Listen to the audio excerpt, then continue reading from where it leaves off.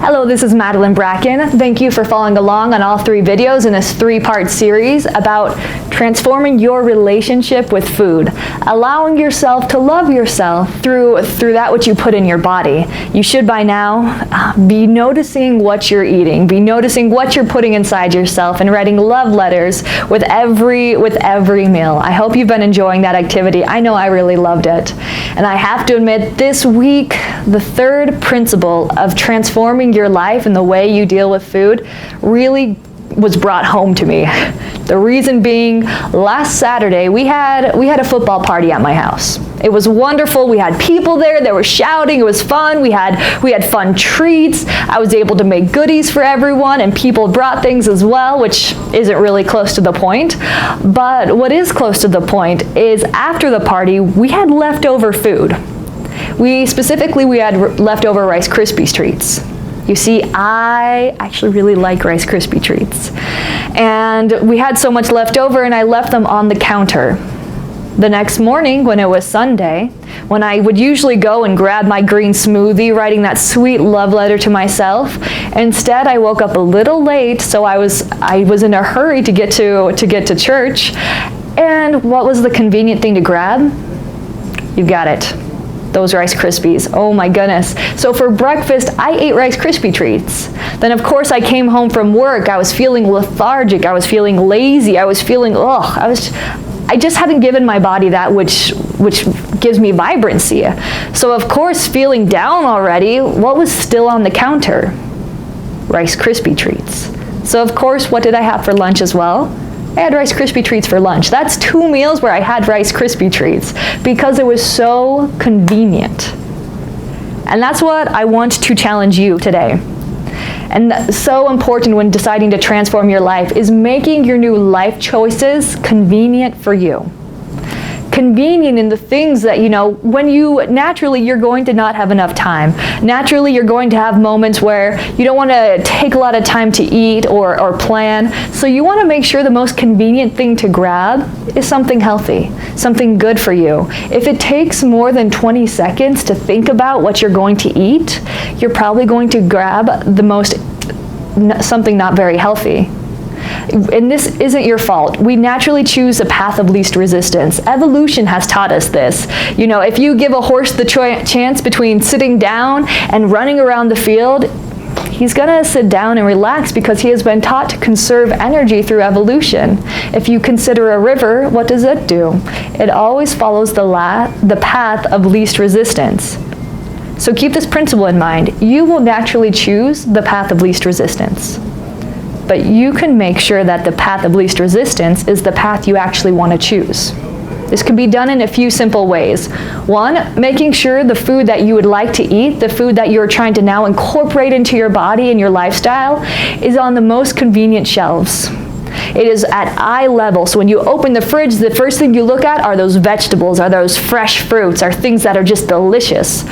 You notice that on most refrigerators and freezers, in refrigerators, the vegetable drawers are at the very bottom.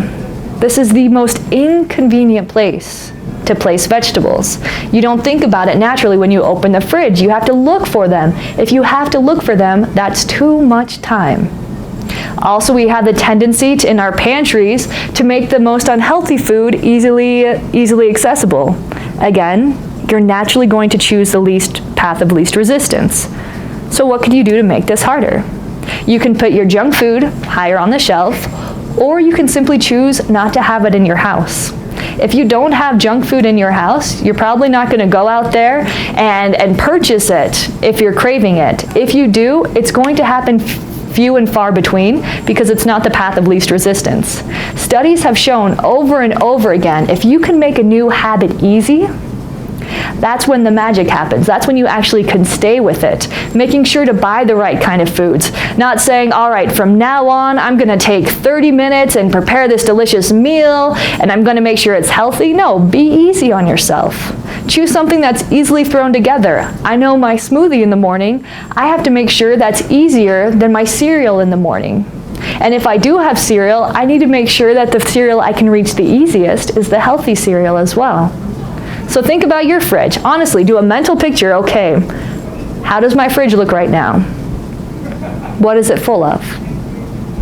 What's most convenient to grab? Also, when you're thinking about your lifestyle, what have you made easier? In an amazing book, The Happiness Advantage, the author talks about how he had a goal to learn to play guitar. And he did everything he was supposed to. He did the little charts and he put it on the wall, and he decided every day that he played the guitar, he was gonna put a little smiley face on the day he did it. But sure enough, after 30 days, he had found he only played his guitar twice. And so the author, who's supposed to be a positive psychologist, started getting depressed. And he thought, wow, I couldn't start the habit of playing the guitar. But then he realized, I haven't made the habit convenient. I've put the guitar in my closet, and I've put the remote control to the TV right in my path on my way to the closet. So in order to get to the closet where his guitar was, he had to pass the TV, he had to pass the comfortable couch. And sure enough, he hardly ever made it. So he did one simple change that helped him learn the guitar. He put the guitar out in the living room. He went out, bought a $6 guitar stand, and he found just by that simple trick of putting it somewhere more convenient than the TV remote, he was able to keep his goal. He was able to learn guitar. And really, you might be thinking, Madeline, that's too easy. But it is easy. And you want it to be too easy.